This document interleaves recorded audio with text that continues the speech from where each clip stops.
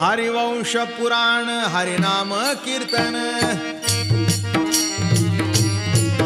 हरिविणे सौजन्य नेणे काही हरिविणे सौजन्य नेणे काही या नराला धले वैकुंठ जोडले